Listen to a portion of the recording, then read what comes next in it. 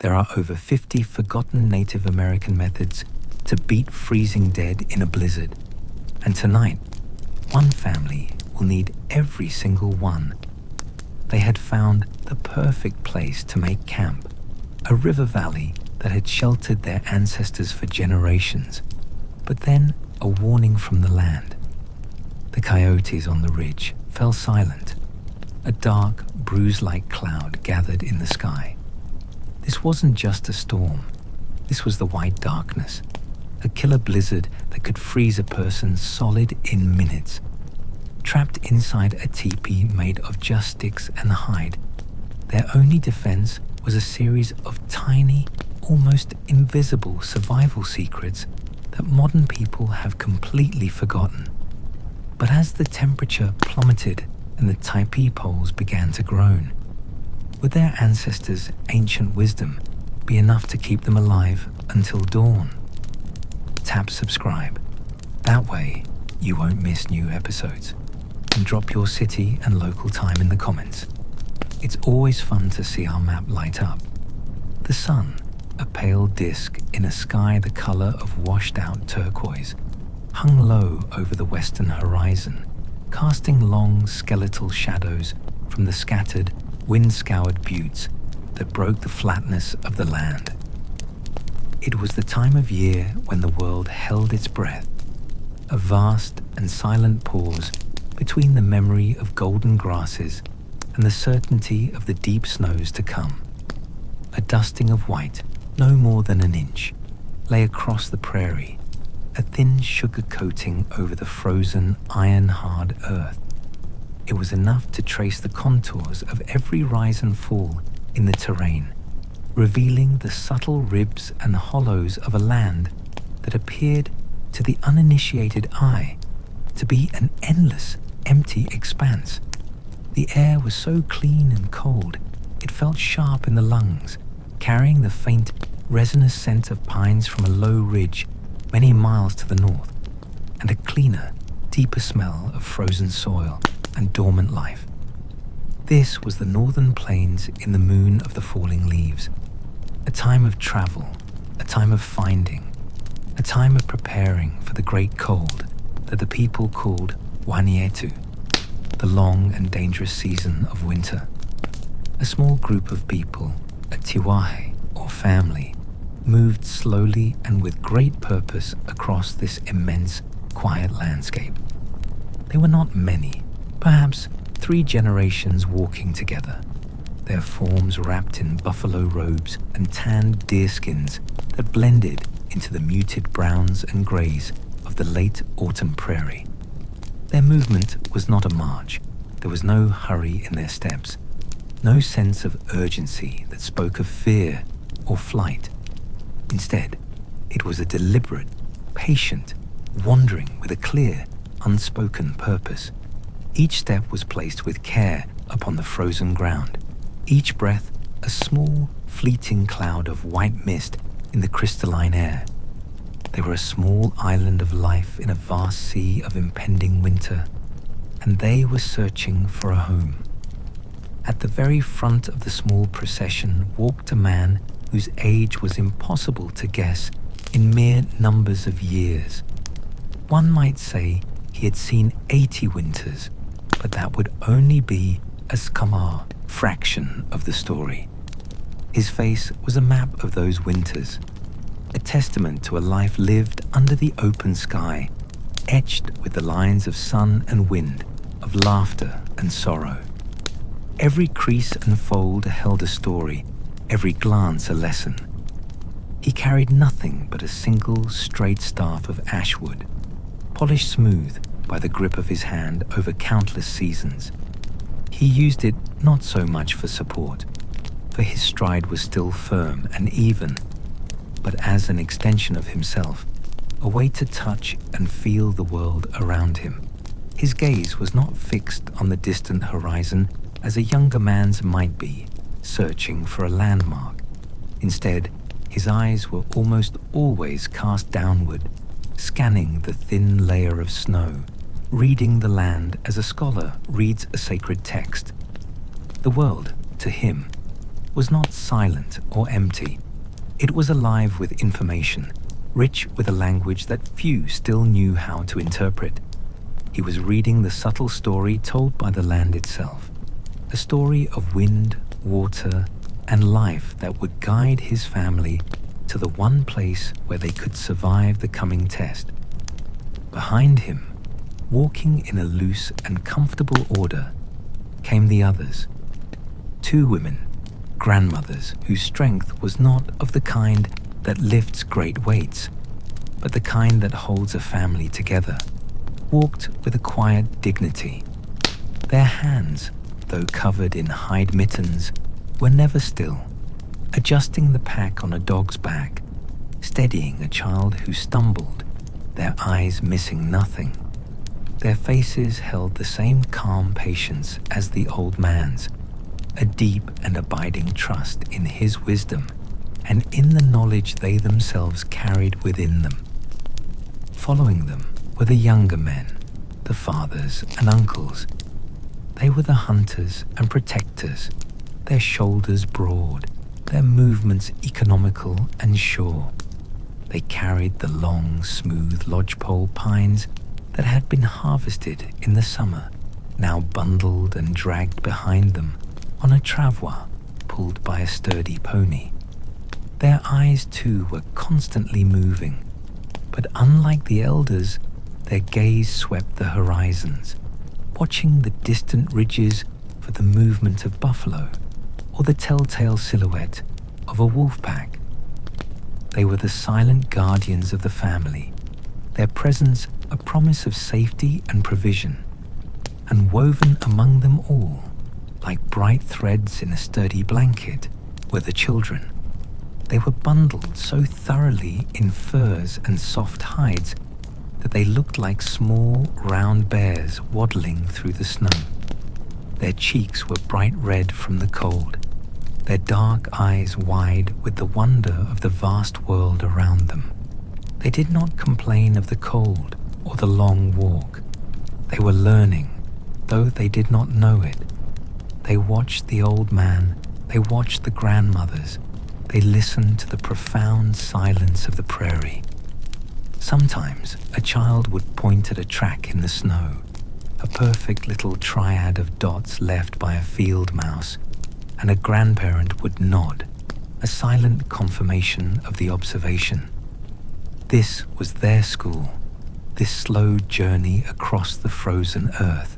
The lesson for today was the most important one of all. Survival is not about building a shelter against the world, but about finding the shelter the world has already prepared for you. The elder paused, planting his staff in the frozen ground. The entire family stopped behind him without a word being spoken. The creak of the travois poles on the snow and the soft snort of the pony were the only sounds. The old man tilted his head, listening, but he was not listening for a sound. He was listening to the wind. For hours, he'd been observing its patterns. He had watched how it sculpted the snow into tiny frozen waves called drifts. He saw how they piled up on the southeastern side of even the smallest clumps of grass, telling him that the prevailing wind, the one that carried the deepest cold, came relentlessly from the northwest. He had knelt down earlier and studied the stalks of last summer's big blue-stem grass. Their seed heads were all bent and pointing toward the southeast, like millions of tiny brown fingers, all showing the way the wind bullied the land. He had followed the tracks of a small herd of pronghorn antelope for a time, not to hunt them, but to see where they were going. They moved with a placid confidence, their path leading them not up into the exposed hills, but down, always down, toward the low places, the hidden folds in the land where the wind's teeth could not reach. He was piecing together a map of safety, a map written in the language of bent grass and animal instinct. The challenge was clear, even if unspoken. To find the one spot the Kokang, the center place, where they could make their home before the true blizzards, the ones that could kill a man in minutes, came roaring down from the north. The deep cold was coming. They could all feel it in their bones, a pressure in the air, a different quality to the light. Time was not their enemy, but it was not their friend either. It was simply a measure of the grace they were given to find their place. He moved again, his path now veering more sharply to the east, toward a dark line that shimmered in the distance. The line grew clearer as they walked, resolving itself into a thick, winding stand of ancient cottonwood trees, their bare branches a complex silver filigree against the pale sky. The trees marked the path of a river, now frozen solid. The elder led them along the river's edge, his eyes now scanning the shape of the bank, the way the land rose and fell beside the frozen water. He was looking for a very specific formation, a gift from the river that could mean the difference between a comfortable winter and a desperate one. He paid close attention to the tracks in the snow here. He saw the neat, deliberate prints of a fox and the bounding, playful tracks of a young coyote. But more importantly, he saw the deep, shuffling trail of a porcupine moving from the base of one great cottonwood to another. Porcupines do not wander far from their dens in the cold season. Their presence here, in these numbers, was a good sign. It meant there was shelter from the wind and bark to eat. It was a place where life could hold on. The rabbits, too, had left a city of tracks, their patterns leisurely and sprawling, not the tight, panicked zigzags of an animal living in constant fear. This small valley was a sanctuary. He walked past a shallow bend, then another. He was searching for the perfect curve, the perfect embrace of the land. The children were growing a little weary now, their steps shorter.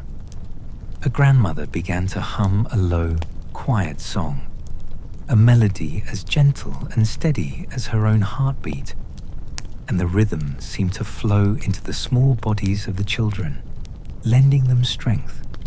The hunters, ever vigilant, noticed a hawk circling high overhead, its stillness in the vast sky a sign of calm air in the upper currents. Another small piece of information added to the collective knowledge of the day. The family moved as one organism, each part sensing and responding to the others, all guided by the quiet wisdom of the man at the front. The sun was touching the tops of the distant buttes now, and the air was growing colder by the minute, the light turning from pale gold to a soft, bruised purple. The need to make camp was becoming more tangible, a silent pressure on them all. But the elder would not be rushed. A mistake in choosing the campsite, a place that seemed sheltered, but in fact created a funnel for the wind, or a spot that was too low and might flood with the spring melt, was a mistake that could cost them everything. Patience was the first and most important tool of survival. He was not just choosing a place to put the teepee. He was choosing the ground where his grandchildren would sleep, where stories would be told, and where life would be sustained through the long, dark nights of the coming winter. The trust his family placed in him was a heavy weight, but one he had carried for so long it had become a part of him, as natural as the rhythm of his own breathing.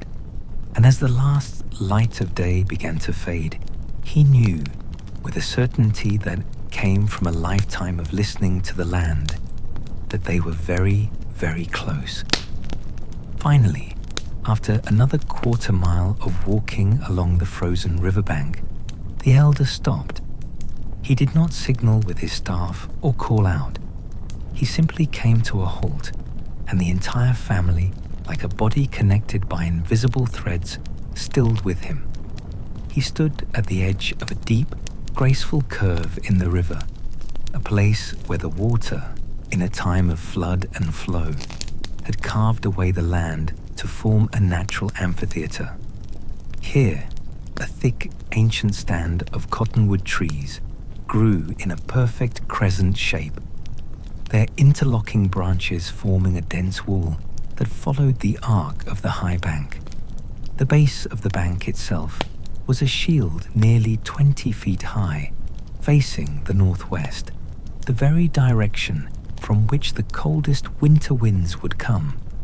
The trees, giants that had stood in this spot for more than 100 winters, added another 40 feet of protection above that. Their massive trunks, some as wide as a man's embrace, were scarred with the history of the seasons, their deeply furrowed bark offering a textured map of their long lives. It was a fortress made by time and water, a perfect, natural embrace. The ground within the crescent was remarkably clear of snow. The swirling eddies of wind that swept across the open prairie could not penetrate this sanctuary. They flowed over and around it, leaving the air inside almost preternaturally still. Here, the snow lay in a thin, even blanket, undisturbed, a sign of the profound peace of the place. The elder took a slow breath, and for the first time that day, a deep and subtle ease settled into the lines around his eyes. He had found it. This was the place the land had prepared. This was the spot the pronghorn was seeking, the place where the porcupines thrived. This was the kokang, the heart, the center point where his family would be safe. A collective sigh, softer than the wind, seemed to move through the small group. The weight of the long search, a burden they had carried silently in their bodies, lifted. Shoulders that had been tensed against the cold and the uncertainty relaxed. The younger men gently lowered the travois poles, the sound a soft scrape on the snow. One of the grandmothers reached out and placed a hand on her grandchild's shoulder, a gesture of profound reassurance. For a moment, they simply stood, absorbing the peace of the place. The sense of arrival was so complete, so palpable, that it felt like stepping from a turbulent river into a calm, quiet pool. The Cottonwood Crescent was more than just a windbreak. It was a promise of warmth, of safety, of life continuing through the harshest season. They had walked all day, not in a straight line, but in a winding, interpretive path, following the subtle suggestions of the land, and it had led them here. There was a rightness to it that everyone could feel, a deep cellular knowledge that their ancestors' wisdom had proven true once more. The pony, released from its harness, shook its shaggy mane and took a long, loud snort, its own declaration that the journey was over. The camp dogs, who had trotted faithfully beside them, began to explore the perimeter of the clearing with noses to the ground, their movements now relaxed and curious. The quiet, purposeful work of making a home could now begin. The movements of the family were practiced and economical, a choreography learned over a lifetime and passed down through generations. There was no need for spoken commands. Each person knew their role. One of the fathers took a stone-headed axe and began to clear the chosen teepee spot of any small shrubs or frozen roots, his swings precise and rhythmic. A grandmother knelt and, with a tool made from the shoulder blade of a buffalo, scraped away the thin layer of snow, exposing the frozen pale grass and dark earth beneath. The location for the teepee was not random. They chose a spot in the very center of the crescent, far enough from the riverbank to be safe from any shifting ice, but deep enough within the embrace of the cottonwoods to receive their full protection. Crucially, the elder pointed with his staff to the exact spot where the door flap would be oriented. It would face east, toward the rising sun, a sacred direction that welcomed the first light and warmth of each new day. But it was also a practical choice. The prevailing winds came from the northwest, and a westerly or northerly door would act as a funnel, scooping the killing cold directly into their home. An eastern door, sheltered by the teepee itself, was the safest and wisest placement. While the ground was being prepared, the other hunters began to unload the precious lodgepole pines from the travois. There were 17 of them, each one straight and smooth, harvested from the high hills in the summer when the sap was down. They had been carefully peeled and seasoned, and their surfaces were smooth to the touch, ready to receive the hide cover. The poles were a form of wealth, a critical part of their mobile home, cared for and preserved from season to season. They were laid upon the ground like the spokes of a giant wheel, their tips pointing toward the center of the cleared circle. A palpable sense of relief and accomplishment settled over the group. The air was filled with the soft, purposeful sounds of their work, the thud of the axe, the scrape of the bone shovel, the gentle rustle of the robes as the children were settled onto a pile of furs to watch. The light was fading fast, but a calm, steady rhythm was established. It was one of the younger hunters who felt the change first. His name was Hehaka, or elk, and his senses were as keen as the animal for which he was named. As he worked to untie a leather thong that bound two of the poles together, a sudden, profound silence descended upon the river valley. It was not the gentle quiet of twilight, but a deeper, more complete void of sound. He paused, his hands still on the knot, and lifted his head, listening. The playful yips and howls of the coyotes, which had been echoing from the far ridge just moments before, a familiar evening song on the prairie, had ceased, not gradually, but all at once, as if a door had been slammed shut. The silence they left behind was unnatural, heavy, and full of warning. Hehaka's gaze swept across the ridge, his eyes accustomed to picking out the smallest details in the fading light. There was nothing to see, no wolf pack or mountain lion that would have silenced the coyotes. There was only the land settling into the deep blue shadows of dusk. Then he saw the cloud, to the northwest, in the same direction the elder had been watching all day. A new formation was gathering. It was unlike the high, wispy clouds of a clear, cold evening. This was a long, dark bank of cloud, low to the horizon, the color of a deep purple bruise. It did not seem to be drifting with the wind so much as expanding from within, growing larger and darker as he watched. It seemed to be swallowing the last of the day's light, pulling all color and warmth from the sky into its ominous mass. At the same moment, the wind shifted. For most of the day, it had been a steady, dry whisper from the north, a predictable cold they understood and were dressed for. But now, a new wind touched Hehaka's cheek. It came from the heart of that dark cloud, and it was different. It carried a sharper, more penetrating cold, a damp chill that seemed to go right through his buffalo robe and touch his bones. The sound of it was different too. The gentle sighing in the tops of the cottonwoods changed to a lower, more urgent moan, a sound with a menacing hum at its core, like a giant bowstring being slowly drawn taut. Hehaka looked from the cloud to the elder. The old man had not moved.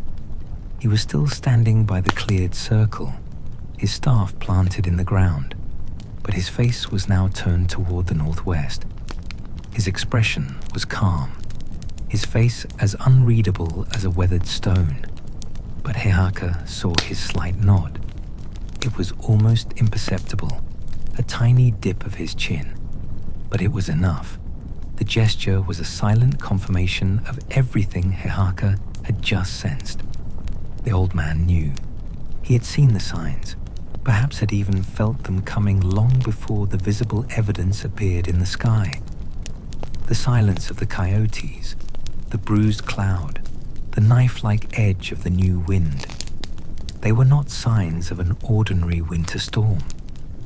This was the harbinger of something more, something that the old ones had names for: the white darkness, the blizzard that could bury a whole camp, the great cold that tested the souls of the people.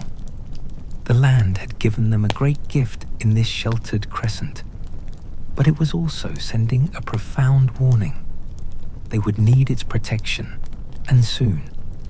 The time for unhurried work was over. The task before them had changed.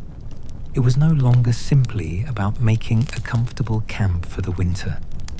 It was now a sacred duty, a race against the coming fury of the storm, to raise a home that could withstand the very worst the season could throw at them.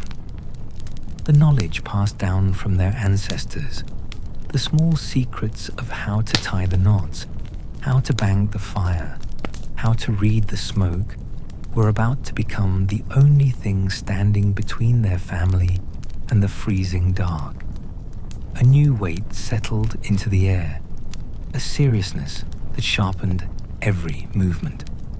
The gentle rhythm of their work did not become panicked, but it deepened, each action now infused with a silent, urgent prayer for survival. With the warning of the storm now heavy in the air, the focus of the family narrowed, becoming a small, intense circle of purposeful activity in the rapidly fading light. The task was to raise the taipi, their star lodge, a sacred dwelling whose very structure was a map of their cosmology and a marvel of practical engineering. The work began not with brute force, but with a quiet, shared understanding of geometry and balance. One of the hunters, the father of the youngest child, selected 3 of the 17 lodgepole pines. These were not just any 3. They were the strongest, straightest, and most perfectly matched in length, chosen to form the tripod, the unshakable foundation upon which the entire home would rest. The remaining 14 poles lay on the ground, radiating out from the center of the cleared circle like the rays of a setting sun. The father laid the 3 chosen poles side by side on the frozen earth, their thicker base ends aligned. A grandmother, her hands moving with the certainty of 1,000 repetitions, brought him a long, supple rope of braided rawhide, its surface darkened and softened with grease to keep it from cracking in the cold. With this rope, he began to bind the 3 poles together, not at their very tips, but about a foot down from the top. The knot he used was a special one, a secret of his people. It was a wrapping knot that, when pressure was applied, would not slip or loosen, but would instead tighten upon itself, gripping the poles in an ever firmer embrace.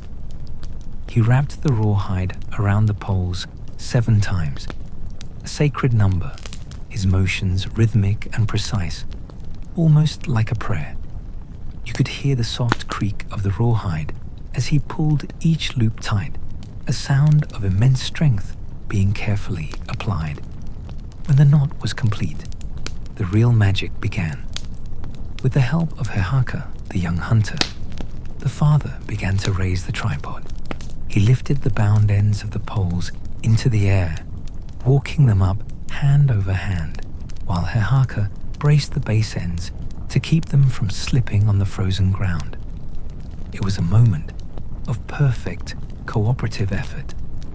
Higher and higher the poles rose, a dark triangle against the deepening indigo sky, until they reached a point of balance. Then, with a coordinated movement, they walked the three base ends outward, spreading them to form a stable, three-legged cone. The geometry was perfect. Two of the poles were placed closer together, forming the back of the lodge. The third pole was spaced wider, marking the front where the door would be. This inherent stability of the tripod was the first secret to the tipi's strength. A four-pole foundation could wobble or rock, but a tripod, like a three-legged stool, is always stable, no matter how uneven the ground. The wind could push against it, but it could not make it sway. It was now an anchor, a fixed point of stability in a world that was about to become very unstable. The structure, now standing freely, already looked like a home. It was a skeleton of a promise, its three poles pointing to the stars that were just beginning to prick the dark canopy of the sky. Now the work became a steady, flowing rhythm. The remaining 14 poles were raised one by one and laid into the crucial notch formed by the intersection of the first three. One by one, the men would lift a pole, walk it into the center, and with a grunt of effort, heave its base end up and guide its tip into the waiting V of the tripod. Each pole settled into place with a solid, woody clap, the sound echoing slightly in the profound stillness of the cottonwood crescent. The grandmothers directed the placement, their sharp eyes ensuring the poles were spaced evenly, creating a perfect, symmetrical cone. This was not just for beauty. An evenly spaced frame distributed the immense pressure of the wind equally, ensuring that no single pole took on too much strain. The structure was a lesson in shared burden, each part supporting all the others.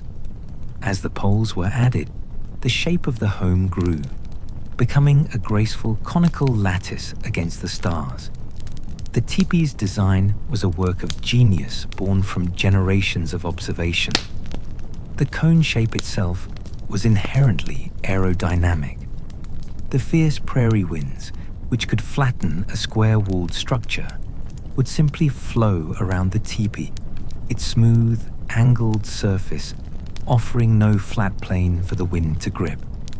The wind could not tear it apart. It could only press upon it, pushing the entire structure more firmly into the earth, making it stronger and more secure the harder the wind blew. The teepee was not built to fight the wind, but to dance with it. When all the poles were in place, forming a circle on the ground about 15 feet in diameter, the most crucial and physically demanding part of the process began. The two grandmothers, their movements strong and deliberate, unrolled a massive bundle that had been carefully protected on the travois. It was the teepee cover, the skin of the home. You could smell its rich, earthy scent as it was unfurled, the smell of wood smoke, tanned leather, and the faint, wild scent of the buffalo. It was an immense, heavy object, a semicircle of hide sewn together from more than a dozen prime buffalo cowskins, each one brain-tanned to a soft, supple, creamy white. The women's hands had spent an entire summer creating this masterpiece, their bonals piercing the thick hide, their sinew threads stitching the seams with tiny, perfect stitches that were both waterproof and incredibly strong. It was a testament to their skill and patience, a blanket of life for their family. This cover was laid out on the ground, and one of the last remaining poles, called the lifting pole, was placed along its straight edge and tied securely to it. Then all the men gathered around the lifting pole. With a coordinated heave, a deep howl of effort that came from their chests, they raised the pole, lifting the immense weight of the hide cover with it. Slowly, carefully, they maneuvered the pole into its final position at the back of the teepee. Then, working in opposite directions, two men grabbed the corners of the great hide and began to pull it around the conical frame of poles. It was like wrapping a giant in a warm robe. The hide was heavy, and it took all their strength to stretch it around the frame until the two sides met at the front, above the opening for the door. At the front, the cover was not sewn shut, but was held together by a series of wooden pins, smooth, carved pegs that were pushed through corresponding holes in the hide. This clever design allowed the family to adjust the tension of the cover. In warm, dry weather, the pins could be loosened to allow for more airflow. Now, with a blizzard coming, the men pushed the pins in tightly, sealing the lodge against the wind. The final step was to secure the bottom of the cover to the ground. Using heavy stones and wooden pegs driven into the frozen earth, they anchored the hem of the hide, leaving no gaps for the wind to sneak under. The home was now enclosed, a pale, ghostly cone glowing in the twilight. The last two poles were then put in place. These were shorter, slender poles that were not part of the main frame. Their bases rested on the ground outside the teepee, and their tips were fitted into small pockets sewn into two large flaps of hide at the very top of the cone, on either side of the opening where the poles crossed.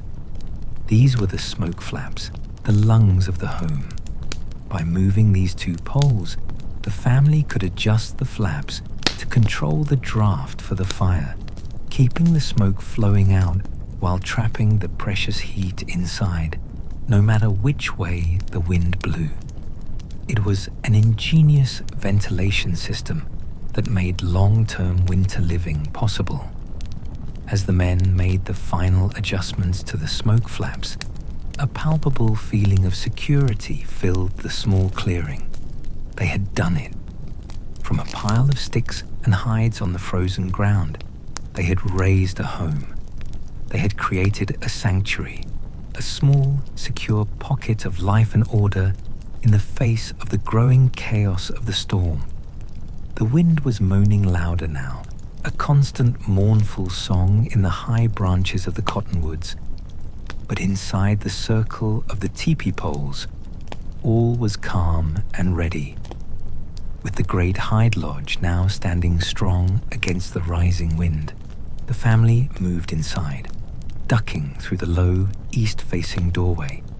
Stepping into the teepee was like entering another world.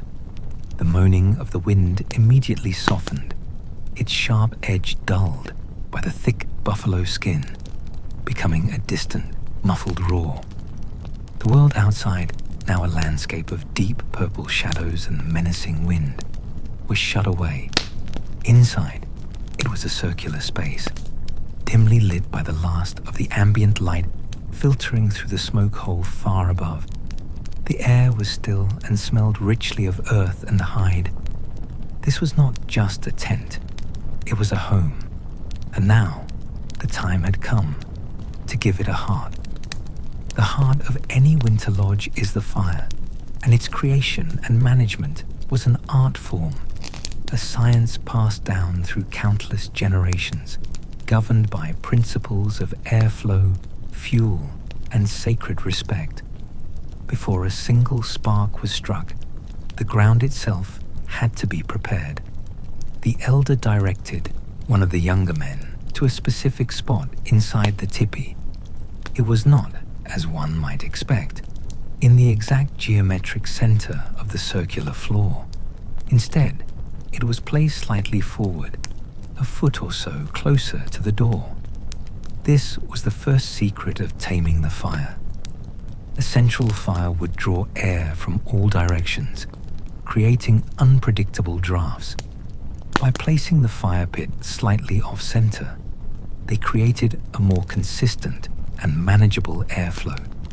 The cool, dense air would enter under the door flap, travel along the ground to feed the fire, and the hot light smoke would then rise more directly toward the smoke hole at the back of the lodge. This subtle placement was key to creating a clean, efficient draft that would pull the smoke out rather than allowing it to fill the living space. Using a sharpened digging stick, the young man carved a shallow circular pit into the hard-packed earth, about 2 feet across and only a few inches deep. The excavated dirt was not discarded, but carefully mounded into a small, crescent-shaped ridge around the back of the pit. This little earthwork served as a reflector, a simple but effective way to bounce more of the fire's heat back into the main living area, rather than letting it radiate uselessly toward the back wall of the teepee. It was a tiny detail, an almost invisible act of thermal engineering, but one that would make a significant difference in their comfort over the long, cold night. Once the pit was prepared, the next step was to carefully lay the fuel. The family had not waited until this moment to gather wood. Throughout their day's journey, they had been collecting it, each person contributing. The children had gathered bundles of the driest, dead-standing willow twigs they could find along the riverbank. These twigs were light and full of air, perfect for catching a spark and bursting into flame. The women had collected bark from fallen cottonwood trees, which burned with a steady, reliable heat. And the men had brought in the most precious fuel of all, a few thick, dense pieces of seasoned oak, a hardwood that burned slowly and produced long-lasting, glowing coals. This triage of fuel was another fundamental principle. You did not simply throw wood on a fire. You fed it a specific diet according to the need.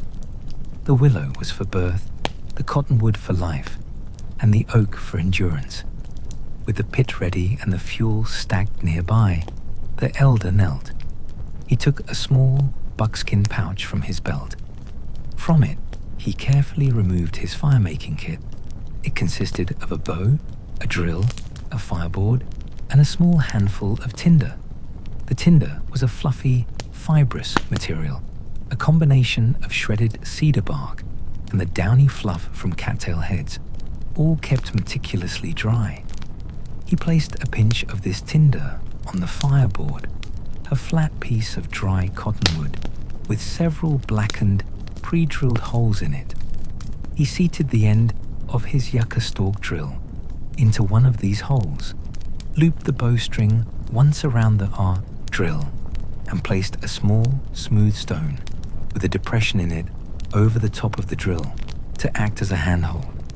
Then, with a smooth, steady motion, he began to saw the bow back and forth. The drill spun rapidly, its friction against the fireboard creating a thin wisp of smoke and a fine, dark powder.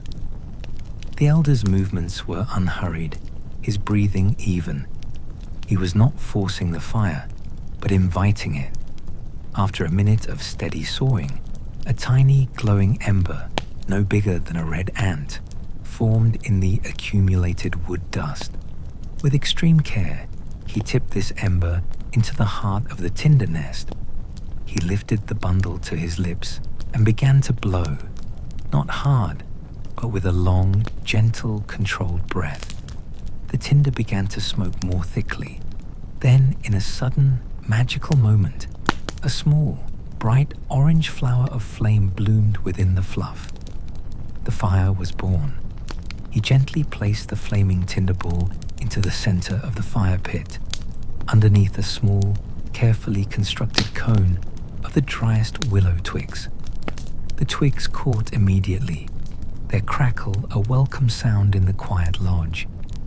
The tiny flame grew, its light pushing back the shadows, casting a warm, dancing glow on the faces of the family who watched in a circle, their expressions reverent.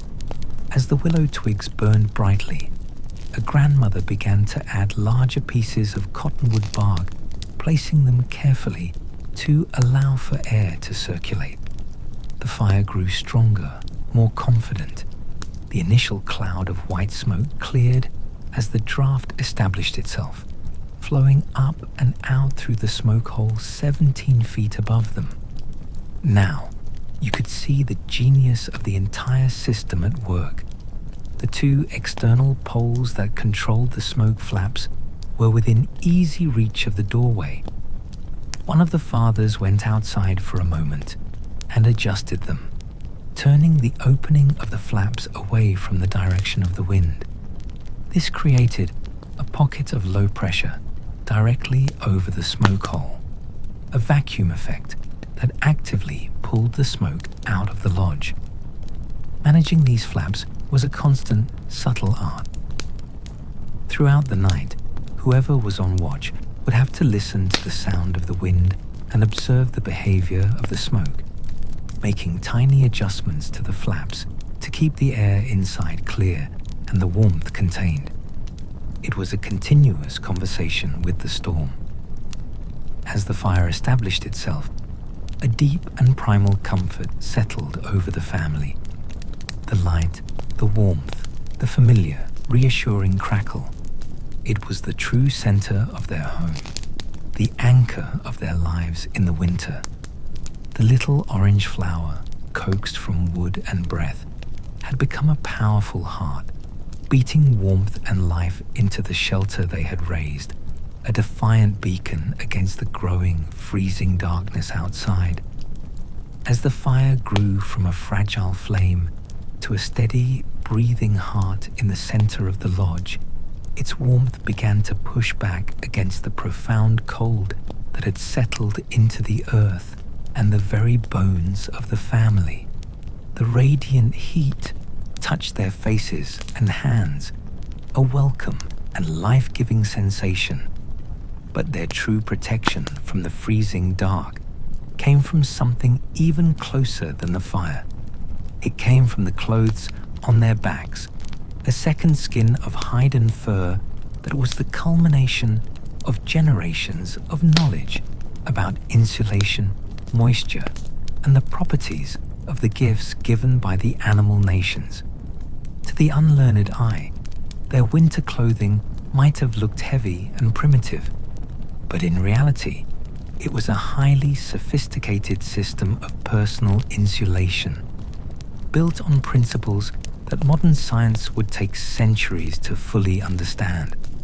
The core lesson, taught to every child from the time they could walk, was that warmth in winter was not about creating heat, but about preserving it. And the greatest enemy of preserved heat was not the cold itself, but moisture. A dry person could survive the most brutal temperatures. A damp person was in mortal danger. Therefore, their entire system of dress was designed as an elegant, multi-layered solution to the twin problems of external cold and internal moisture, a technology of profound simplicity and effectiveness. It began with the layer closest to the body, a fur skin that was not designed for insulation, but for breathability. This was a shirt and leggings made from the softest, most supple brain-tanned hide of deer or antelope. The process of brain tanning was a physically demanding art practiced by the women, a long cycle of scraping, soaking in a solution of the animal's own brains and water, stretching and smoking that transformed a stiff, raw hide into a material as soft as velvet and as white as cream. Unlike leathers tanned with harsh chemicals or tree bark, brain-tanned hide remained porous and breathable, and this was its most crucial quality. This first layer was always worn with the hair side turned inward against the skin. The fine, short hairs of the deer hide did not provide much insulation, but they performed a far more important task.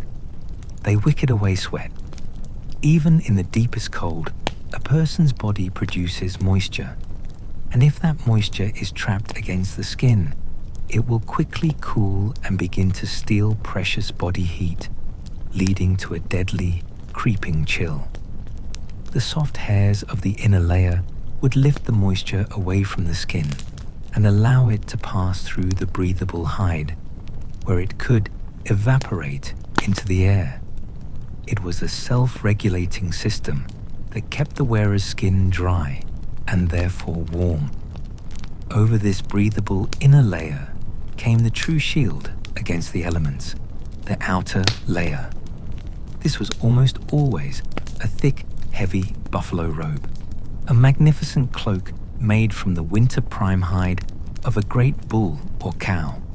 And unlike the inner layer, the buffalo robe was always worn with the hair side facing out. This was a critical distinction, a piece of wisdom born from observing how the buffalo themselves survived the blizzards. The outer coat of a buffalo consists of two types of hair. First, there are the long, coarse guard hairs. These are oily and tough, and their job is to be the first line of defense.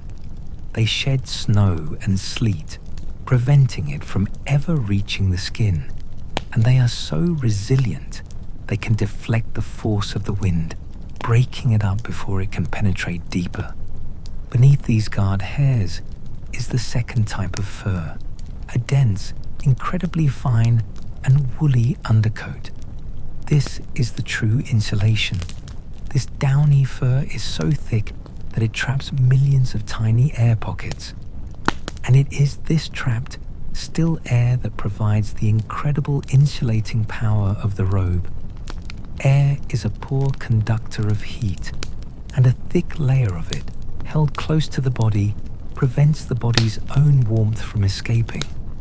When a person wrapped themselves in a buffalo robe, they were encasing themselves in a portable layer of warm, still air, a personal shelter that moved with them. The great weight of the robe itself was a comfort, a heavy, secure feeling like a deep embrace, but its real power lay in that invisible, insulating cushion of air trapped in its woolly depths. Every member of the family, from the elder to the smallest child, was wrapped in one of these magnificent robes. The protection of the extremities was just as vital, as fingers, toes, and ears were often the first to succumb to frostbite. Their footwear, their moccasins, were a marvel of practical design. Winter moccasins were not the small, form-fitting slip-ons of summer. They were made much larger and taller, like soft boots cut from the thickest parts of a moose or buffalo hide, with the tough, smoked sole turned up all around the foot. The oversized design was intentional, as it allowed for the most important part of their function, the addition of insulation. Before putting on their moccasins, each person would stuff them with a thick, soft lining of insulating material. This was often the driest, fluffiest grass they could find, like the seed heads of big bluestem, which held their loft even when compressed. Other times, it was the incredibly soft, warm fur of rabbits sewn into a sort of liner sock. This insulation, just like the under fur of the buffalo, worked by trapping air. The wearer's foot was not actually touching the leather of the moccasin, but was suspended in a warm, airy cushion. This system had another advantage. The insulation was replaceable. At the end of the day, the grass or fur lining could be removed and set by the fire to dry out completely, ensuring that any moisture absorbed from the feet during the day would not be present to freeze them the next. It was a simple, renewable technology that kept their feet warm and safe, even when walking on frozen ground. Their hands were protected by thick mittens also made from bison hide with the hair facing out. The design was usually a simple two-part construction, a pouch for the 4 fingers and a separate one for the thumb. This kept the fingers together, sharing their warmth, while leaving the thumb free and opposable, allowing for enough dexterity to handle tools, adjust a harness, or hold the reins of a pony without having to expose their bare skin to the biting cold. All of this, the soft inner layer, the massive outer robe, the insulated moccasins and mittens, was held together by a profound respect for the animals from whom these gifts came. The clothing was not just a collection of materials, it was a sacred trust. The women who tanned the hides and sewed the garments with sinew thread did so with a sense of gratitude. They knew that the life of their family depended on the strength of their stitches and the quality of their work. They were honoring the spirit of the deer, the antelope, and the buffalo by transforming their skins into a promise of life for the people. When the hunter took the life of a buffalo, he did so with prayers of thanks, acknowledging the sacrifice and promising that no part of the animal would be wasted. Its meat would provide sustenance, its bones would become tools, and its hide, its great winter coat, would now protect the hunter's own family from the very same blizzards the buffalo had been designed to endure. In wearing these clothes, the people were not just keeping warm, they were participating in a sacred cycle. They were wrapping themselves in the strength, resilience, and life force of the animals with whom they shared the land. As the family sat around the newly kindled fire inside the teepee, a quiet, meditative mood settled over them. They began to gently shrug off their heavy outer robes, the fire's warmth making the massive insulation unnecessary for now. But they kept them close, ready to be pulled on again in an instant. In the soft, flickering firelight, the mother checked the moccasins of her children, pulling out the grass lining to inspect it for dampness.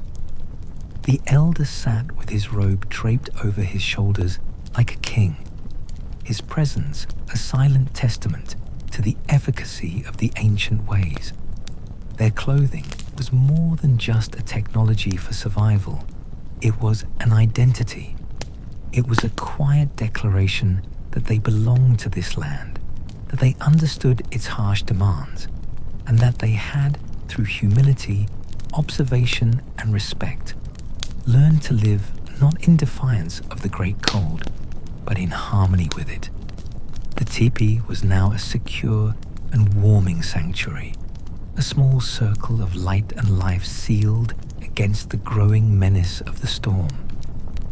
The wind's voice was rising outside, no longer a moan, but a low, guttural growl that seemed to come from the very throat of the darkening world.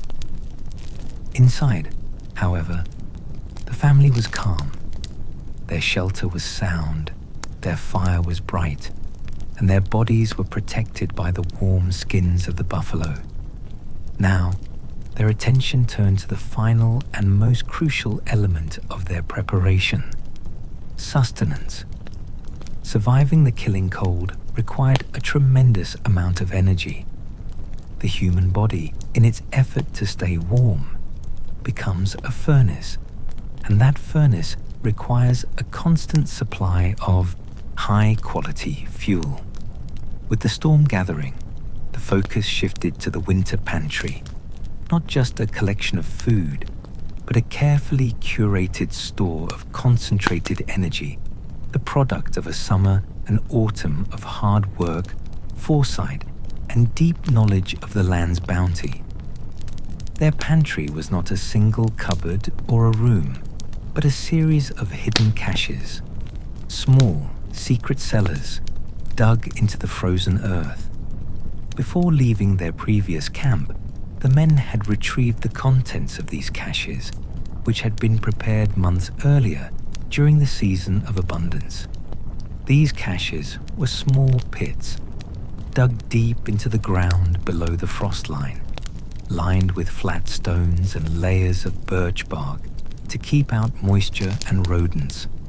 Once filled, they were covered with more bark, a heavy flat stone, and then soil and sod, their locations so cleverly disguised that an unknowing person could walk right over them without ever guessing the wealth that lay beneath.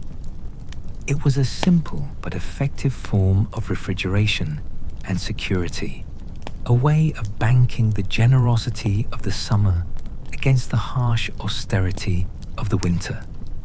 The food they now brought into the teepee was a testament to their skill as hunters, gatherers, and preservationists. There were parfleche containers, stiff, folded envelopes of rawhide painted with geometric designs, filled with strips of papa or dried buffalo meat.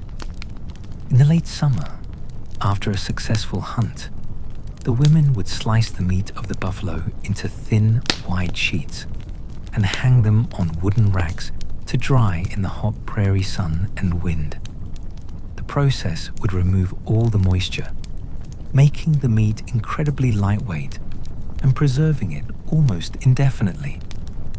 This jerky was pure protein, a food that could be chewed on throughout the day for a slow, steady release of energy. Alongside the meat were pouches of dried berries. There were choke cherries, picked in late summer when they were heavy and dark with tart juice, pounded into patties, pits and all, and dried into hard, leathery cakes. There were buffalo berries, tiny, sour, scarlet jewels that held their flavor perfectly when dried. These berries were more than just a sweet treat. They were a vital source of vitamins that helped ward off sickness during the long months when fresh greens were unavailable. They also had dried wild turnips, or timsula, which had been harvested, braided into long chains, and hung inside the teepee to dry until they were hard as stones. When simmered in a broth, they would soften and provide essential carbohydrates and minerals. All of these dried goods represented the captured essence of the sun-filled seasons, a way of carrying the warmth and energy of summer with them into the heart of the frozen world.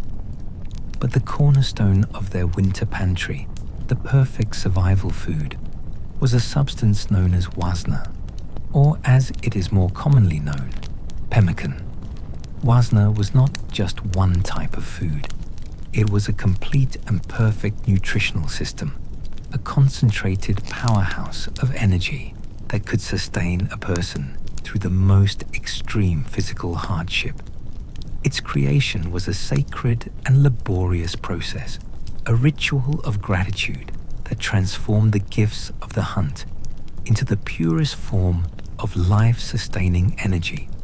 Tonight, inside the relative comfort of the lodge, one of the grandmothers prepared to make a meal from it.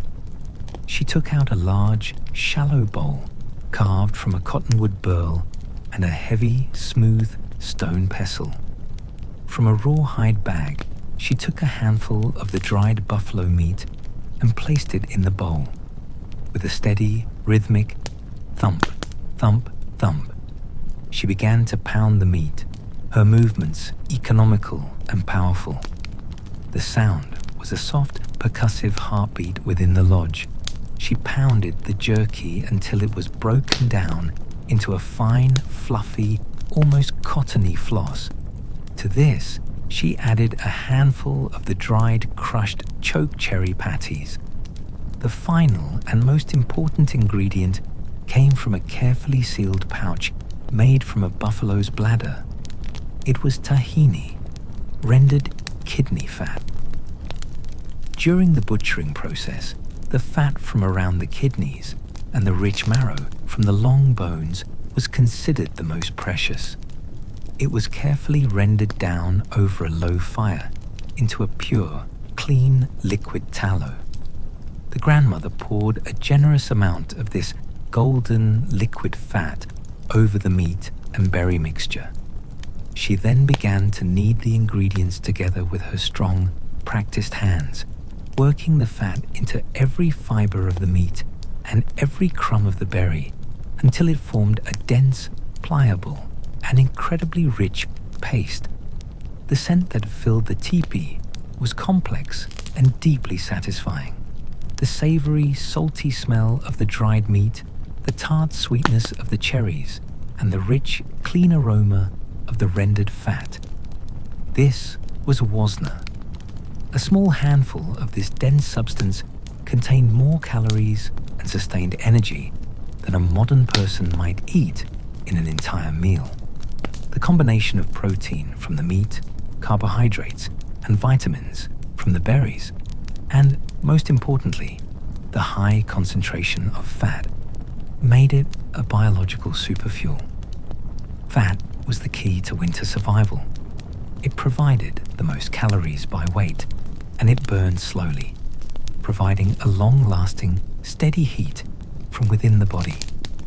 Eating wasna was like putting a slow-burning log of oak on your own internal fire.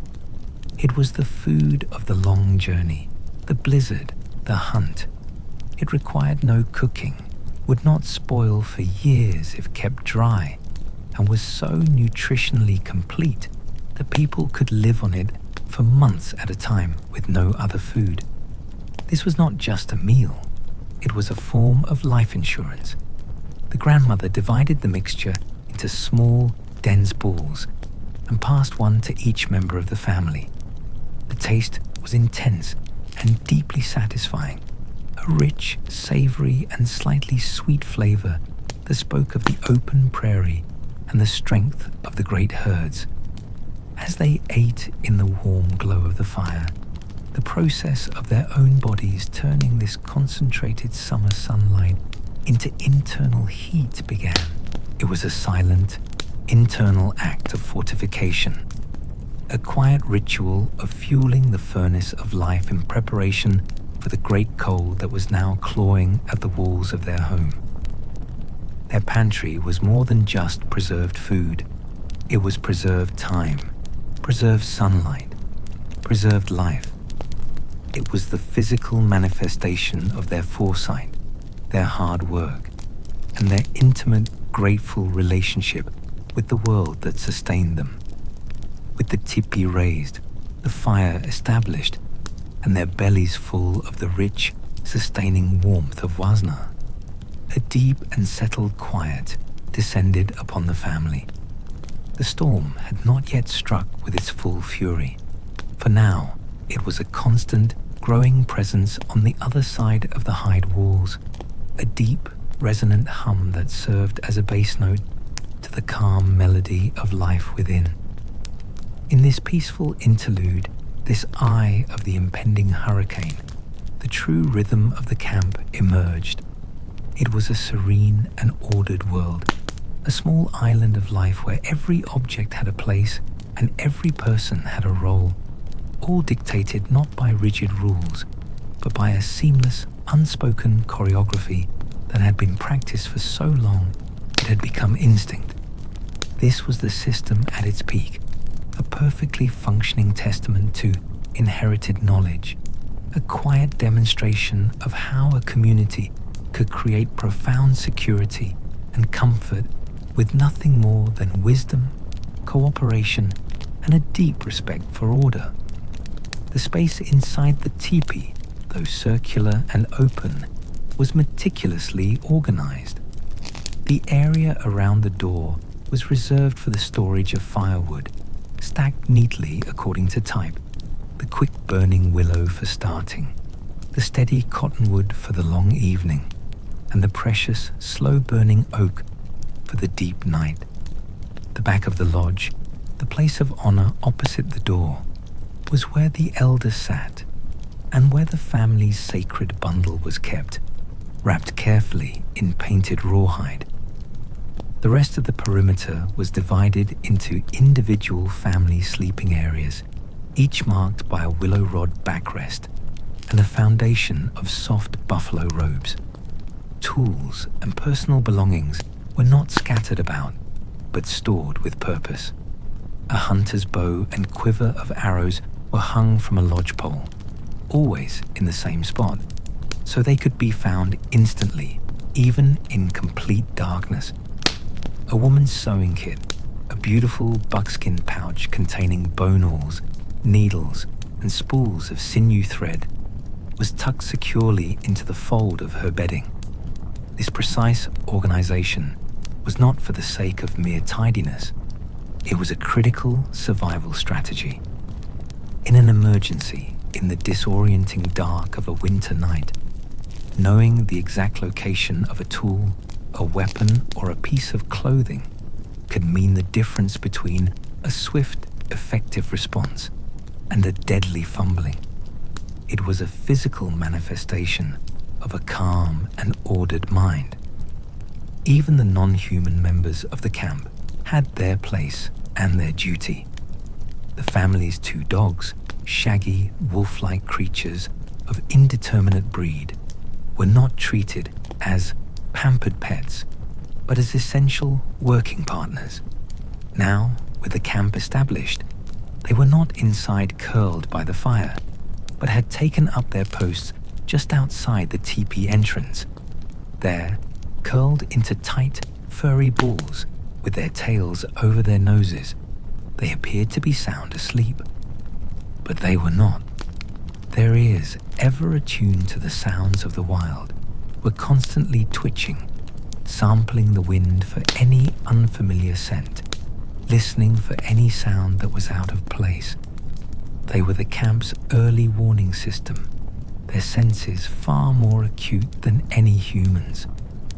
They would be the first to know if a predator, drawn by the scent of the camp, was approaching, or if a stranger was walking through the woods. Their low, warning growl would be a signal that the men would instantly understand and heed. In return for this service, they were treated with respect. They were fed well, given shelter under the lee of the teepee, and their health and well-being were a genuine concern for the family. They were part of the circle of life and protection, their role as ancient and important as any other.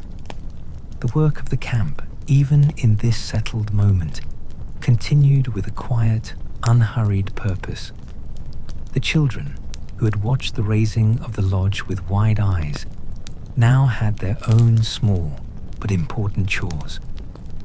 One of the older boys was sent out with a container made from a buffalo's paunch to gather snow from a clean drift a short distance from the teepee. This snow would be brought inside and placed near the fire to melt slowly, providing the family with a steady supply of fresh water for drinking and cooking. A younger girl was given the task of feeding the dogs, a serious responsibility that she undertook with great care, teaching her from a young age that the welfare of the animals was intrinsically linked to the welfare of the people. These chores were not seen as burdens, but as a vital part of their education, a way of teaching them responsibility and the interconnectedness of all life in the camp. Meanwhile, near the warm glow of the fire, one of the grandmothers had taken out a moccasin that had developed a small tear in the sole during the day's long walk.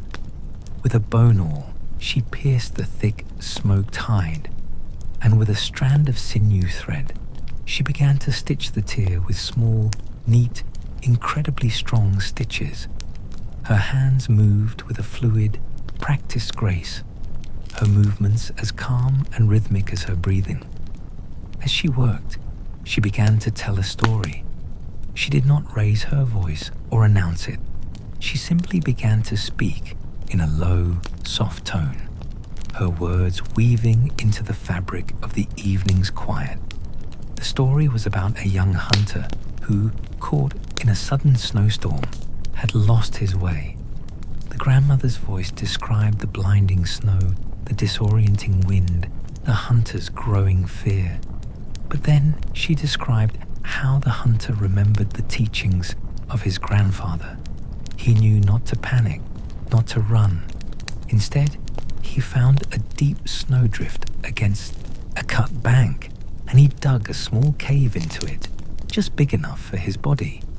He learned to stay calm, to control his breathing, to insulate himself from the frozen ground with branches. The story was captivating, an exciting tale of survival against the odds, but woven into its very fabric were critical, life-saving lessons. The children, who appeared to be simply listening to a story, were unconsciously absorbing a detailed instruction manual for what to do if they ever found themselves lost in a blizzard.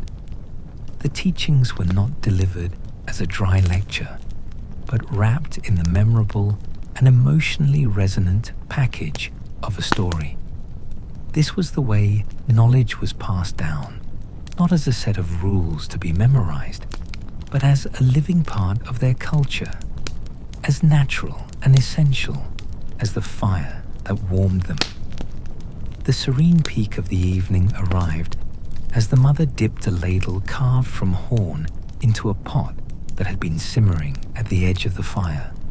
The pot contained a simple, savory broth made from melted snow, a handful of dried turnips, and a piece of buffalo bone, rich with marrow. She poured the hot, steaming liquid into small wooden bowls and passed them around. There was nothing more comforting than sipping the warm broth, feeling its heat spread from the stomach outward, a deep internal warmth that seemed to loosen every tired muscle and calm every anxious thought. This was the moment of perfect harmony, the system working flawlessly. Outside, the world was a canvas of deep, cold blues and the rising howl of the wind. Inside, the lodge was a circle of golden light, of shared warmth, of quiet industry, of storytelling, of nourishing food. It was a testament to the power of their inherited knowledge, a complex web of small, intelligent choices that, when woven together, created an almost impenetrable shield of safety and comfort. For this brief, peaceful interlude, they were perfectly in balance with their world. They had listened to the land. They had raised their home with skill and reverence. They had provided for their bodies, and they had nourished their spirits with story. The camp was a small glowing ember of human life, cupped securely in the vast frozen hand of the winter prairie, a beacon of order and resilience against the magnificent, beautiful, and deadly chaos of the storm that was about to break.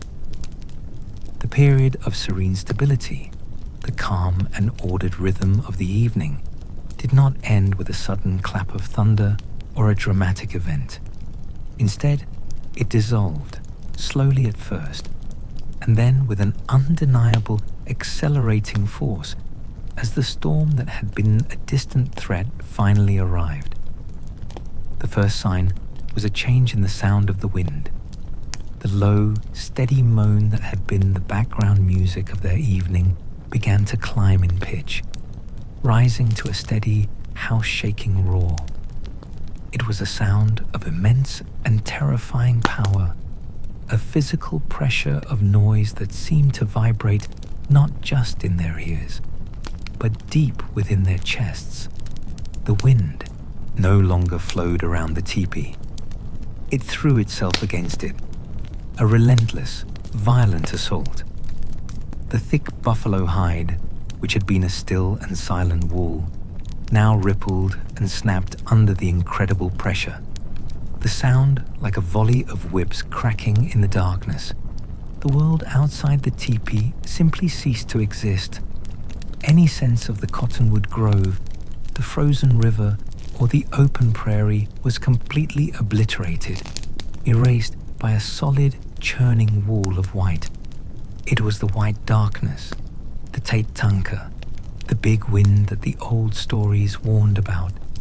To look outside the door flap now would be to look into a formless, roaring void of blinding, stinging snow, a place where all direction was lost, where the very air was a weapon that could scour the breath from your lungs and freeze the tears on your cheeks. The border between the earth and the sky had vanished, and all that remained was the storm. Inside the lodge, the change was immediate and profound. The temperature, which had been comfortable and warm near the fire, began to plummet. The immense cold of the blizzard, a cold so deep it felt like an active, malevolent force, began to seep through the hide walls, no matter how well they were pegged. The very structure of the teepee, which had stood so firm and proud, began to complain under the incredible strain. The 17 lodgepole pines, which had been silent skeletons just an hour before, now began to groan and creak, the wood contracting so rapidly in the plummeting temperature that it sounded as if the very bones of their home were crying out in protest. A fine, glittering dust of snow, driven by the furious wind, began to puff through the tiniest, invisible seams in the hide cover, dusting the interior with a faint, ghostly powder. The serene island of calm had been breached. The siege had begun. The fire, which had been a generous and comforting heart, now seemed small and vulnerable. The powerful draft created by the wind roaring over the smoke flaps, a draft that had been so beneficial just a short while ago, now became a voracious, hungry mouth, sucking the heat and flame upwards with an alarming ferocity. The fire began to consume the carefully rationed cottonwood logs at twice the normal rate. Its bright flames whipped into a frantic, roaring dance. What had been a source of leisurely warmth was now a demanding furnace that required constant attention, its hunger threatening to deplete their precious supply of fuel long before the storm had passed. In the midst of this escalating chaos, a new, more personal crisis emerged. The elder, who had been sitting quietly in his place of honor, began to cough. At first, it was a small, dry, tickling cough, which he tried to suppress, but it soon grew deeper, a low, rhythmic, rattling sound that came from deep within his chest. The mother of the family, her ear attuned to every nuance of her children's and her elder's health, heard it immediately. Her head snapped up, her expression filled with a sudden, sharp concern. She knew that sound. It was the cough of the deep cold, the kind that could settle in an old person's lungs and refuse to leave, a sickness that could weaken and kill even the strongest warrior if it took hold. She moved to his side without a word, her movements swift and sure. She took the warmest and thickest of the buffalo robes, a magnificent prime hide from a winter bull, and draped it carefully around his thin shoulders, tucking it in to trap any stray drafts. She felt his hand. It was cold as stone. The serenity and order that had defined their evening was now being seriously challenged. The systems they had so carefully put in place, the sturdy lodge, the warm clothing, the sustaining food, had brought them to this critical point. They had successfully navigated the preparation phase of survival, but enduring the peak of the storm, the very worst that the white darkness could throw at them, would require something more than their established routines. It would demand a deeper level of knowledge, a series of small, almost invisible adjustments and acts of care that would make the difference between simply enduring the night and succumbing to its overwhelming power. The quiet confidence of the family did not break, but it was tempered now with a new, grave seriousness. The true test had begun. The knowledge of their ancestors was being called upon, not just to provide comfort, but to actively fight for the life of the family, and especially for the life of the wise elder who had led them to this very spot. As the blizzard reached its full, terrifying crescendo, a profound change occurred inside the teepee. The family seemed to draw inward, their movements becoming slower, more deliberate, their energy conserved for the long watch ahead. The atmosphere shifted from one of quiet domesticity to a deep, meditative stillness, a collective holding of breath against the storm's fury. No one spoke much. Words were an unnecessary expenditure of energy, and the roar of the wind made conversation difficult anyway. They communicated instead through small gestures, shared glances, and a deep, instinctual understanding of what needed to be done. The battle for survival had moved from the grand scale of raising a lodge to the micro scale of tiny, intelligent, and almost invisible adjustments that would conserve every calorie of heat and every ounce of strength. These were not grand, heroic gestures, but a series of quiet, focused acts of care, the very essence of the deep wisdom they had inherited. The father of the family, Hehaka, moved from his place to the very edge of the lodge, near the door flap. He did not go outside. That would be suicide. Instead, he knelt and paid close attention to the way the smoke was behaving. The wind, howling over the smoke flaps high above, was creating a powerful, violent draft, pulling the heat from the fire straight up and out of the lodge like a chimney. The flames were being stretched, tall and thin, roaring as they consumed the wood. But much of their precious radiant heat was being wasted, lost to the storm. Hehaka reached for one of the two long, slender poles that controlled the flaps. His movements were incredibly precise. He did not make a large adjustment, which might cause the lodge to fill with smoke, but a tiny one. He gently pushed the pole forward, moving the upwind flap just a fraction of an inch. It was a minuscule change, but the effect was immediate. The violent draw lessened slightly. The roaring sound of the fire quieted, and the flames, which had been stretched thin and vertical, now became fatter and more rounded, licking out to the sides. This small change in the aerodynamics at the top of the lodge altered the flow of heat, encouraging more of it to radiate horizontally out into the living space, rather than being sucked directly skyward. It was a subtle act of tuning their instrument, of playing the storm itself to their own advantage. He repeated this process every so often, listening to the pitch of the wind's howl and watching the fires dance, making tiny, continuous adjustments to maintain the delicate balance between ventilation and heat conservation. Meanwhile, the mother was engaged in her own quiet work of preserving warmth. Earlier in the evening, she had placed several smooth, rounded river stones, each about the size of a loaf of bread, at the very edge of the fire pit, nestled into the ring of earth that surrounded it. They had been sitting there for hours, slowly, patiently absorbing the thermal energy of the fire. Now, using a pair of wooden tongs, she carefully retrieved one of the stones. It glowed with a dull, cherry-red heat in the dim light. She took a piece of scrap rawhide, thick and tough, and expertly wrapped the stone in it, creating an insulated package. The rawhide would prevent the intense heat from burning anyone, but would allow the warmth to radiate out slowly and steadily. She moved to where the elder was now lying down, bundled in the thickest robes. His coughing had subsided into a wheezing breath.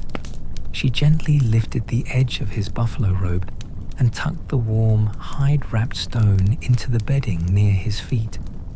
The effect was like a primitive hot water bottle, a slow-release battery of precious warmth that would radiate heat for hours, helping his old thin blood to circulate and fighting the deep, invasive chill that had settled into his bones. She then retrieved 2 smaller stones, wrapped them similarly, and tucked them into the sleeping robes where her children lay, their small bodies already curled together for warmth. It was a silent, powerful act of nurturing, of transferring the fire's life-giving energy directly to the bodies of those who needed it most. Another subtle but critical problem was the quality of the air itself. The intense, dry cold of the blizzard, combined with the heat from the fire, was making the air inside the teepee incredibly arid. This dry air was irritating to the lungs, making the elders cough worse and causing a raw, scratchy feeling in everyone's throats. It also leached moisture from their bodies with every breath they exhaled. One of the grandmothers addressed this issue with a piece of technology as simple as it was brilliant. She took a buffalo paunch, the cleaned and preserved stomach lining of a buffalo, which when filled with water became a watertight, flexible container. She filled it with some of the water that had been melted from the snow, and then, using a rawhide cord, she hung it from one of the lodge poles, positioning it close to the fire, but not so close that it would scorch. The warmth from the fire began to gently heat the water inside the paunch. Soon, a faint, almost invisible wisp of steam began to rise from the bag's opening. The container was acting as a humidifier, slowly and steadily releasing a small amount of water vapor into the air.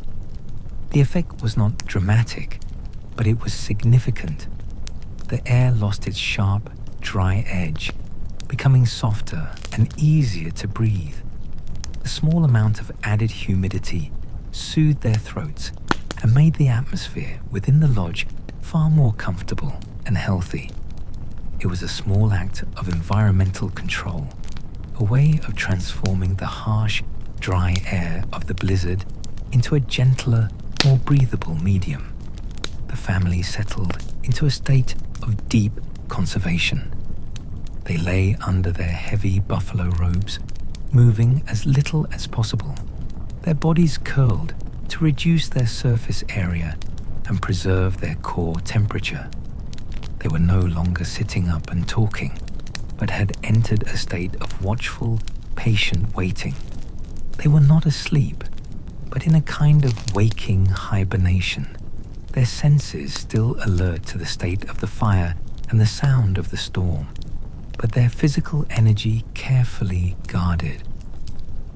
The hunters had taken their most valuable tool for fighting the cold, their own bodies, and placed it into its most efficient state. This was not a surrender to the storm, but the ultimate expression of their wisdom, knowing when to act and when to be still, knowing that in the heart of the blizzard's fury, the greatest strength was not to be found in fighting, but in yielding, in conserving, in waiting, and in applying their deep and ancient knowledge through a series of tiny, life-sustaining movements. The lodge, which had seemed so vulnerable just a short while ago, had now become a finely tuned survival machine, its every component being expertly managed to weather the very worst the winter could create. Time inside the teepee lost its normal measure. There was no sun to mark its passage, no cycle of light and dark, only the continuous violent roar of the storm and the steady, quiet rhythm of their own breathing. It could have been hours, or it could have been an eternity. They existed in a state of suspended animation, a small, warm bubble of life held in the heart of the great white fury. And then a change began. It was not a sound that announced it, but a feeling, a subtle shift in the very quality of the air pressure against the lodge. The violent, house-shaking roar, the sound that had seemed to possess a physical, malevolent force, began to lessen in its intensity. The constant, brutal pressure on the hide walls, the feeling that the wind was trying to crush their home, began to relax. The roaring did not stop all at once.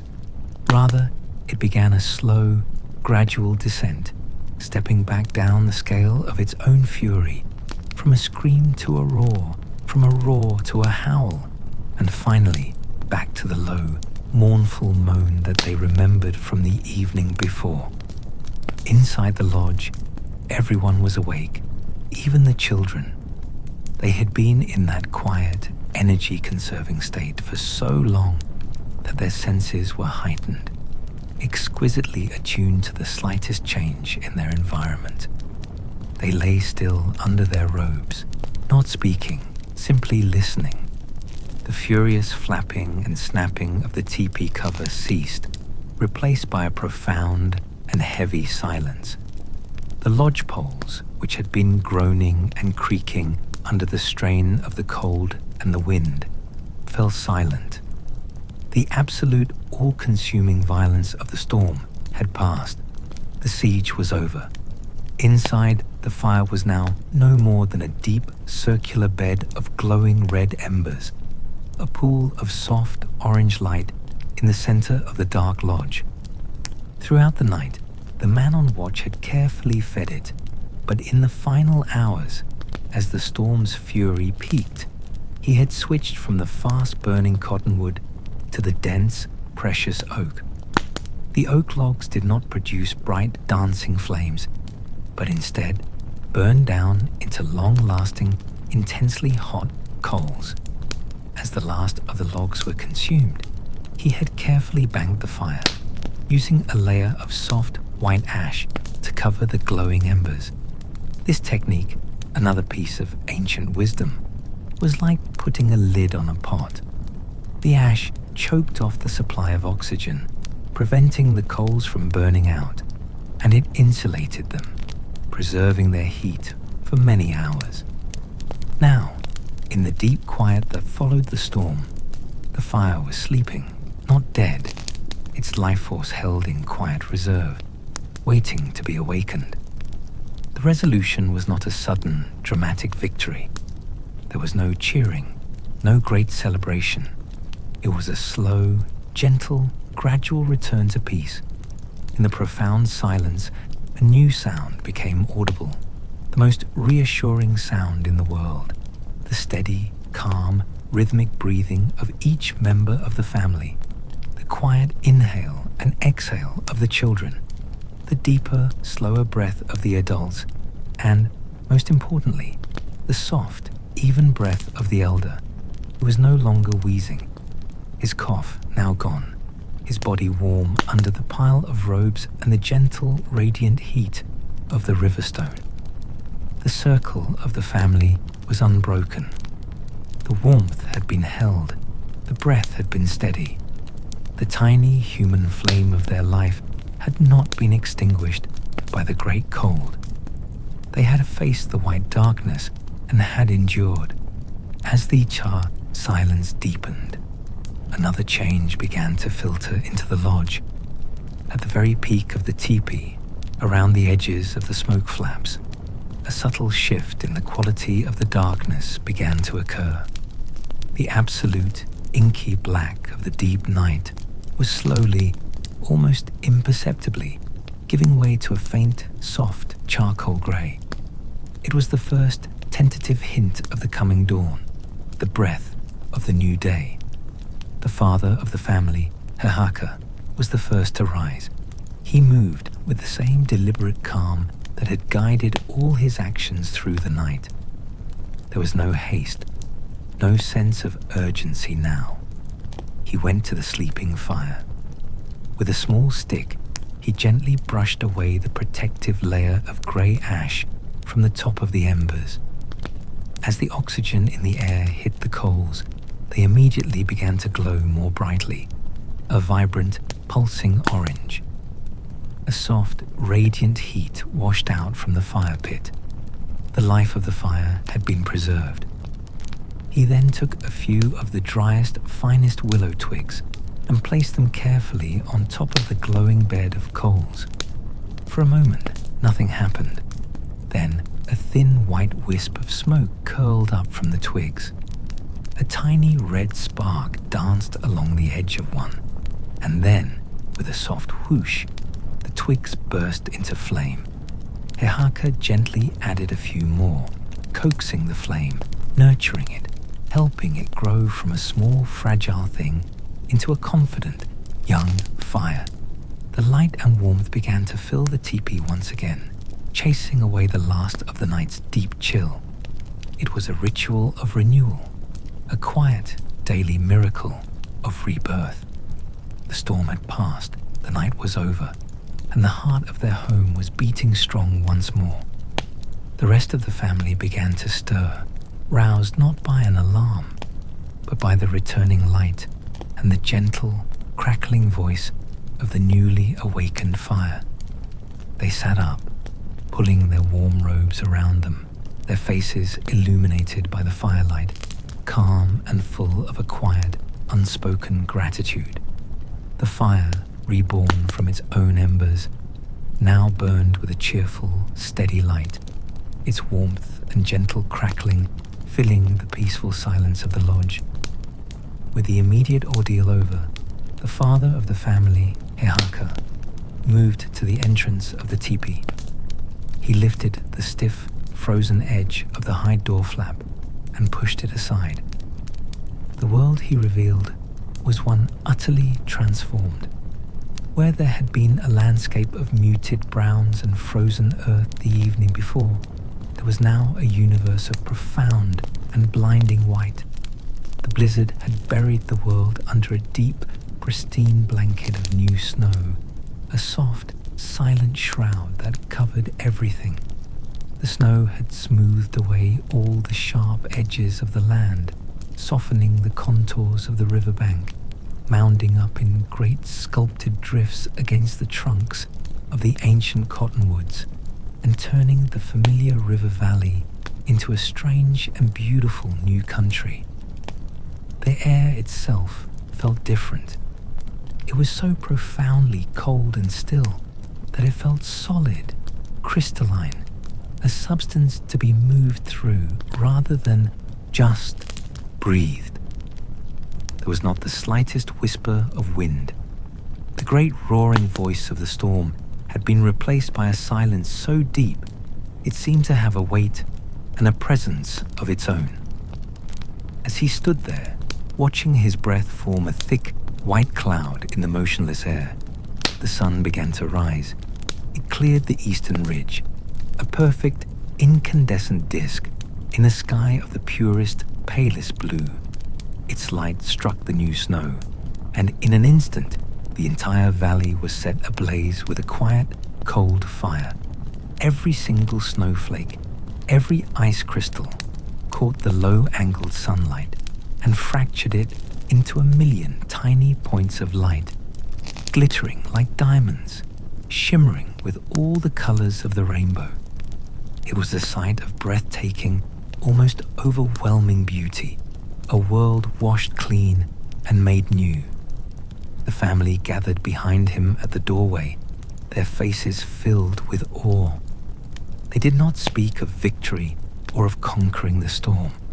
Their first feelings, spoken in soft murmurs and quiet glances, were of gratitude. There was a profound and humble thankfulness for the simple fact of being alive to see this new morning. They gave thanks for the strength of the 17 lodgepole pines that had held their home together against the wind's fury. They gave thanks for the warmth of the buffalo, whose thick hide had been their shield and whose robes had kept the chill from their bones. They gave thanks for the life-giving heat of the fire, the small, obedient heart that they had nurtured through the long, dark night. And most of all, they gave thanks for the wisdom of the ancestors, the knowledge passed down through the grandmothers and grandfathers, the stories and the lessons that had taught them how to listen to the land, how to read the warnings of the wind, and how to perform the hundreds of small, critical actions that had ensured their survival. They had not defeated the winter. They had found their proper place within it. They had bowed to its immense power, respected its strength, and through that humility, they had been allowed to endure. Their survival was not a triumph of man over nature, but a testament to their kinship with it, a lesson in living in harmony with the powerful and often dangerous forces of the world. The feeling inside the teepee now was one of deep peace and quiet renewal. The elder, looking stronger and more rested than he had in days, sipped slowly from a bowl of warm broth, the life and warmth returning to his eyes. The children, full of a renewed energy after the long confinement, peeked out at the new, white world, their minds already imagining the games they would play in the deep, soft drifts. The final lesson of the ordeal was not about hardship, but about the profound calm and respect that comes from knowing your place in the great sacred circle of life and death, of storm and stillness. The ordeal had passed, the family had held, and life in its quiet, resilient, and beautiful way would go on. And so, as the new sun warms the peaceful, snow-covered land, the family gives thanks. The lessons of the ancestors have once again proven true. The circle is strong, the fire is safe, and the heart of the family beats on, warm and secure in the heart of winter. Now the story is told. The lessons have been shared. You can let them go. Picture that teepee, standing strong and silent in the morning light. Inside, the fire has been fed, and it burns with a gentle, steady warmth. The family rests, their work done. They are safe. They are at peace. There is nothing more you need to do. There is nothing you need to solve. Like the family in the warm lodge, you too are in a safe place. Feel the weight of your own blankets, your own warm robes. Listen to your own steady breath. The wind is calm now. The night is quiet. You have learned all you need to for today. And now, just rest.